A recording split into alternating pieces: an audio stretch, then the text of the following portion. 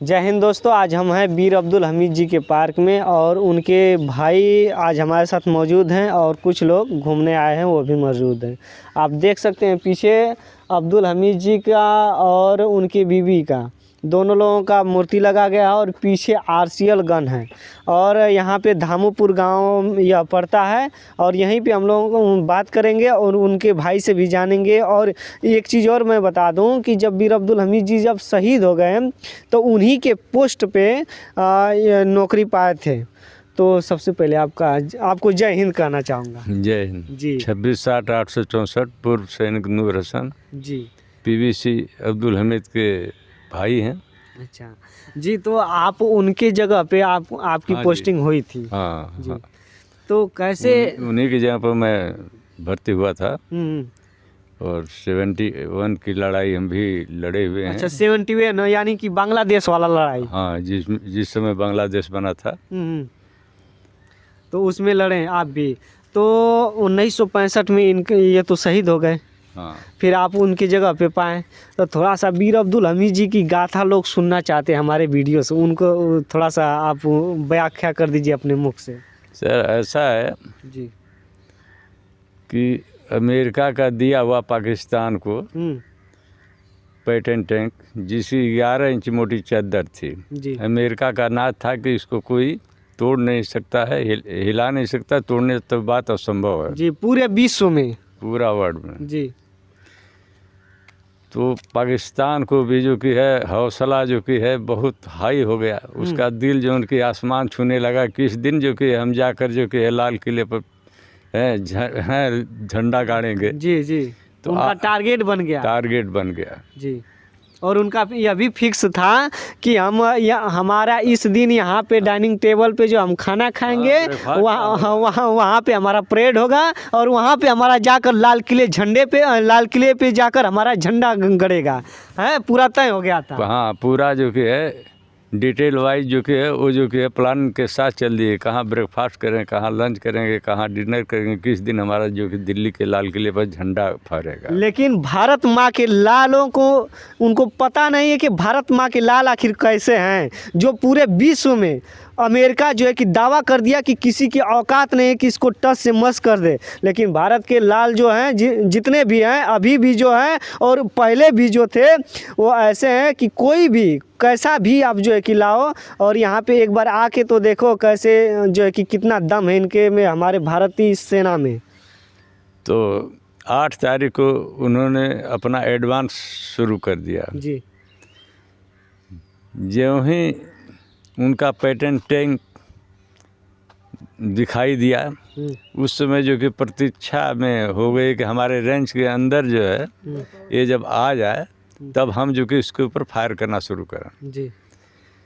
तो ज्यों ही जो कि 100 गज की दूरी पर पैटर्न टैंक पहुंच चुका होगा उस समय जो कि है फर्स्ट पैटर्न टैंक को उन्होंने उड़ा दिया। जी। देखते देखते दूसरा का भी पैटर्न टैंक में 30 सेकंड के अंदर दूसरा पैटर्न टैंक भी उड़ा दिया गया। जी। जिसमें कि उसके जनरल ब्रिगेडियर भी बैठे हुए थे, वो भी मारे गए और उनका लाश जो कि है हिंदुस्तान के अंदर अपने अंडर जो कि है उनका जनरल ब्रिगेडियर का लाश जो कि है हिंदुस्तान के अंदर आ गया। 4 ग्रेनेडियर्स अपने कब्जे में ले लिया। जी जी। उस समय का तो अटैक उन सबों के जो कि तहलका मच गया कि फटाफट जो कि है पैटर्न टैंक उड़ रहे हैं। इसका मतलब ये है कि ज़मीन के अंदर माइन बिछा हुआ है जिसकी वजह से पैटर्न टैंक उड़ रहे हैं। जी। लेकिन ऐसी बात नहीं है। वो तो हमारे भारत के रणबांकुरे जो है कि उसको उड़ा रहे थे, उनको पता नहीं था कि भारत के लाल आखिर कैसे होते हैं। हाँ, इसके बाद वहीं से ये आगे एडवांस वाला काम उनका रुक गया। ये 8 तारीख की घटना है। 9 तारीख को फिर जो कि है वो अटैक करने के लिए आगे बढ़े। इसके बाद ज्यों ही इनको अब्दुल हमीद के रेंज में जो भाई साहब हमारे थे ज्यों ही रेंज में उनका पैटर्न टैंक आना शुरू हो गए, फटाफट फिर 2 पैटर्न टैंकों को और उड़ा दिए 9 तारीख को। जी। फिर वही कारनामा हुआ जो कि फिर जो कि ये रिटर्न हो लिए सब। 10 तारीख को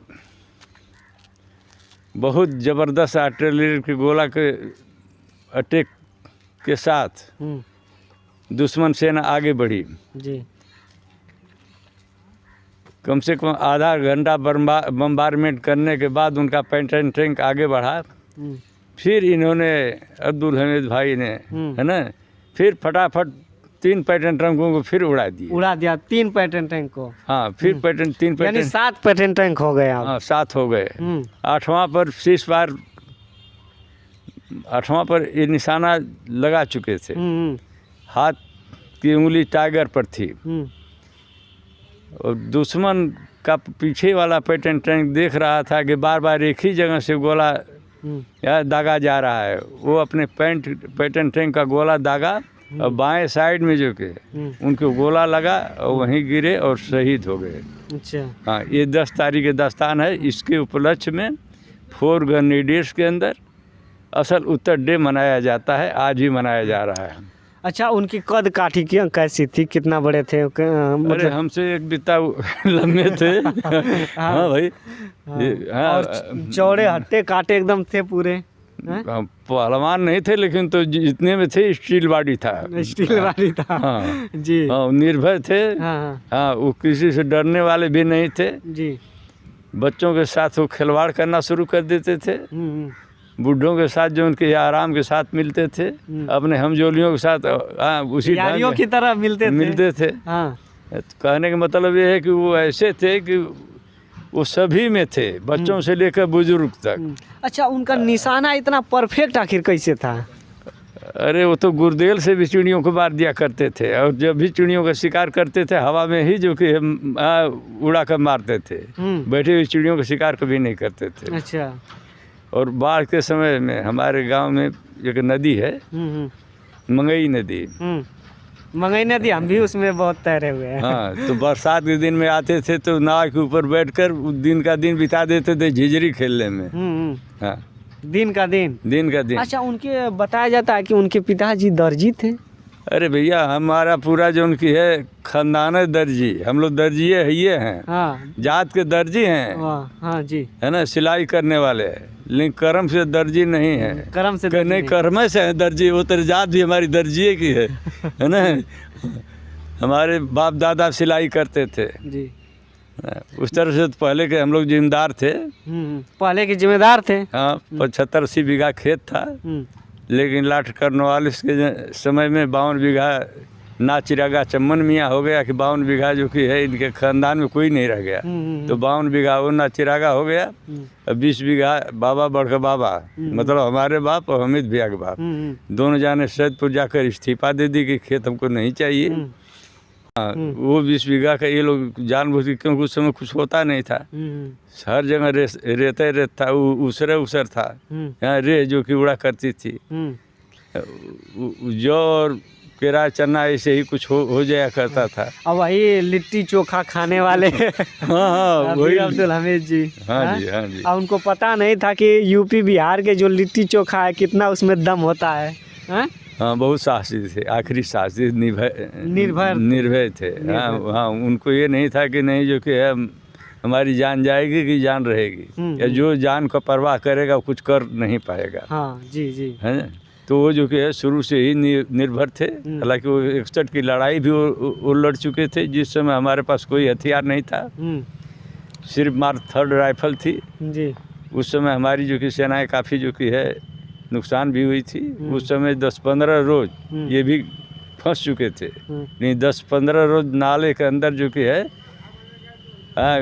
निकलते निकलते नरगत का जो कि है नीचे का वो जो मुलायम होता है जड़, हाँ, उसी को किसी तरह से खाते पीते 10वां कि 12वां दिन जो कि अपने यूनिट में पहुँचे थे। हाँ, पेट के अंदर जो कि टट्टी था वो पत्थर बन चुका था। हाँ। तो एक संघर्ष वो सन 61 में कर चुके थे, 62 की लड़ाई में। हाँ, और ये जो कि है पूरा जो उनकी है कन्फर्म हो चुके थे। जिस आर्टिलरी गन से ये तोड़े हैं उसके इंस्ट्रक्टर थे। हालांकि इनकी ड्यूटी लड़ाई करना नहीं था, क्योंकि क्वार्टर मास्टर हवलदार थे। हवलदार थे। हाँ, क्वार्टर मास्टर हवलदार थे CQMS जी। और इनको कैसे, मतलब कि आगे मतलब हम इनको जो अमेरिका चैलेंज किया है उसको हम जो है कि तोड़ेंगे। भाई, जिसके जो कि है आत्मविश्वास होता है वो कोई बड़ा से बड़ा काम कर लेगा, उसको कोई रोक नहीं सकता। लेकिन जिसके पास आत्मविश्वास है ना, वो कुछ नहीं कर पाएगा जी। अच्छा, एक चीज़ और बताइए, आप उनके स्थान पे गए जब शहीद हो गए तो आप उसके बाद हम जो कि है उनके स्थान पर पोस्टिंग हुई। अच्छा, तो भर्ती हुए। पहले हम लोगों का सेंटर वहाँ नसीराबाद हुआ करता था, वो भी नसीराबाद से भर्ती थे, हम भी नसीराबाद से भर्ती। अब तो हम लोगों का सेंटर आ गया है जबलपुर, मध्य प्रदेश। अच्छा, हाँ।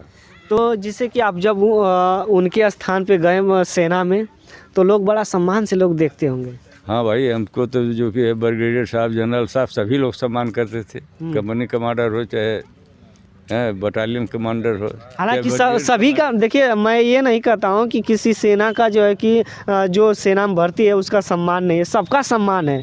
लेकिन थोड़ा सा एक होता है ना कि जो मतलब कि परमवीर चक्र विजेता वीर अब्दुल हमीद जी शहीद हुए, उनके भाई आए हैं, तो एक मान सम्मान और बढ़ जाता है कि नहीं? सही बात है, हमको बहुत ज़्यादा सम्मान मिला है। ब्रिगेडियर जनरल तक सम्मान हमारे किए हैं। और हम लोग भी जो कि है 71 की लड़ाई जो है कर्नल गुरदीप सिंह के नेतृत्व में लड़े हैं। उनका नेतृत्व भी बहुत अच्छा था। हम लोग सक्करगढ़, पाकिस्तान के अंदर सक्करगढ़ तक हम लोग घुसे हुए थे। अच्छा, हाँ। अच्छा, एक चीज़ और बताइए, जब 65 में अब्दुल हमीद जी शहीद हो गए हैं, तो उस समय जब आप 1971 में जब गए युद्ध लड़ने के लिए वहाँ पे बांग्लादेश में, तो उस समय भी बांग्लादेश में हम लोग नहीं, हम लोग पश्चिमी साइड में जो कि गए थे, पश्चिमी पाकिस्तान में वो दूसरा पाकिस्तान था। सक्करगढ़ तक घुसे थे पाकिस्तान के अंदर। क्योंकि बांग्लादेश पाकिस्तान ही से अलग हुआ है ना। जो हमारी फौज बाकी थी वो सब जो कि है वो सेकेंड पाकिस्तान था जी। और एक चीज़ और मैं बता दे रहा हूँ आपको, पाकिस्तान था वो, सक्करगढ़ पाकिस्तान है, दूसरा नहीं है। हम लोग की लड़ाई पाकिस्तान से थी, हम लोग उसके अंदर तो घुसे थे, लेकिन इधर मुफ्ती वाहिनी फौज जो कि जाकर। अच्छा, आप इस साइड थे? हाँ, हम लोग पाकिस्तान में थे। अच्छा, ब्रिगेडियर जनरल उसका मारा गया। जनरल और ब्रिगेडियर दोनों मारे गए थे पाकिस्तान के। देखिए, जब ब्रिगेडियर और जनरल दोनों लोग मारे गए हैं, तो उसके बाद उनको हमारी भारतीय सेना उसको इज्जत से जो है कि दफना दिया।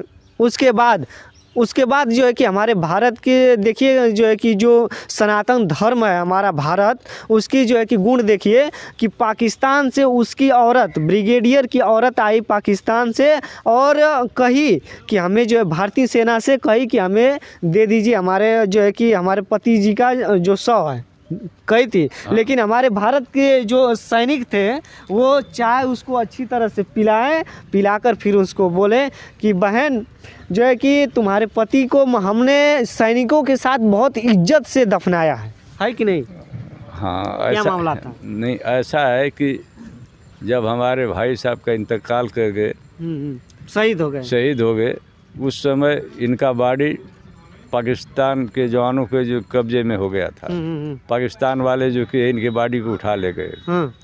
सीज फायर होने के बाद तो सब का अदला बदली हुई है। उनके ब्रिगेडियर जनरल का शव जो कि है यहाँ से दिया गया, और जो कि है हमीद भैया का शव 15 दिन के बाद जो कि है शव का रिटर्निंग हुआ था, जो चीमा गांव में आज भी जो कि है अच्छा मजार बनी हुई है। उनकी कुछ अस्थि आई थी कि नहीं? कुछ नहीं, टुकड़ा आया था कि नहीं यहाँ धामोपुर में? नहीं, वो जो कि है जहाँ पर शहीद हुए थे चीमा गांव में, वहीं पर जो उनका मजार बना हुआ है।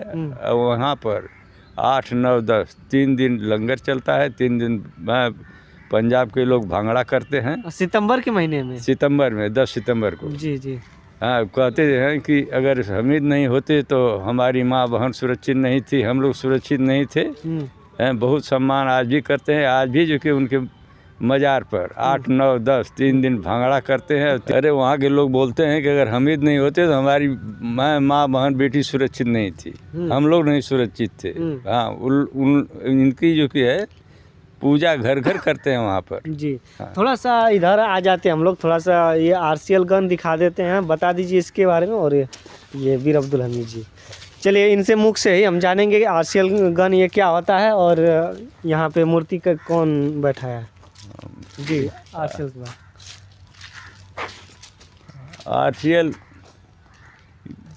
गन तो ऊपर है, जीप के ऊपर माउंट है। अच्छा। इस पर 3 लोग होते हैं। एक ड्राइवर होता है। ड्राइवर इधर हाँ आगे होता है ड्राइवर। बैठे।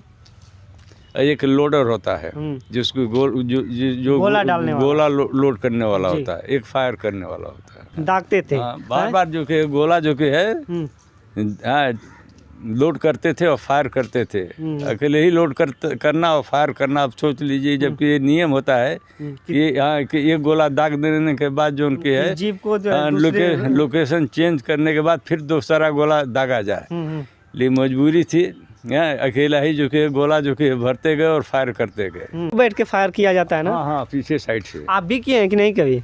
नहीं, हम लोगों को ट्रेनिंग किया गया है, लेकिन इसमें फायर हम नहीं किए। आप पैदल सेना वाले थे? हाँ, थल सेना। अच्छा, थल सेना। तो शायद बताया जाता है कि यहाँ पे एक पाल जी हैं, क्या नाम है उनका? गणेश पाल। गणेश पाल जी। तो वो भी 1971 में गए थे युद्ध लड़ने के लिए। भाई हम उनके बारे में बता नहीं पाएंगे कि गए थे कि नहीं गए थे। इतना जरूर है कि शहीद होने के बाद जो किट बैग था, जो कपड़ा था, जूता था, मोजा था, जी जी, ये सब जैनुद्दीन साहब, नायब सूबेदार जैनुद्दीन साहब थे, वो घर पर लेकर आए थे। वो गाजीपुर के रहने वाले हैं। मुर्की गांव है उनका। लेकिन तो 5 साल पहले जो कि है वो भी इंतकाल कर गए। अच्छा अच्छा। मुख्य हथियार क्या था बीर अब्दुल हमीद जी का लड़ाई करने वाला उनका? वही आर्शल गन थी। आर्शल गन। और इसके ऊपर भी जो आर्शल गन देख रहे हैं, इसके ऊपर भी एक छोटी गन लगी होती है, जिसके ऊपर जो कि जिसमें ट्रेसर राउंड भरा जाता है। वो ट्राइगर दबने के बाद जो कि है डायरेक्शन देती है कि मतलब कि हम सही जगह से फिट हुए कि नहीं हुए। अच्छा। और वो उनका तलवार भी था, और जो है कि बांकड़ा क्या बोला जाता है ऐसे हाथ में। भाई वो तो यहाँ का था, है ना? कहाँ? यहाँ का? हाँ, घर का। अच्छा, घर पे मुहर्रम के समय में उसको खेला जाता है। हाँ, वो तो लाठी भाजना, बिनोट भाजना,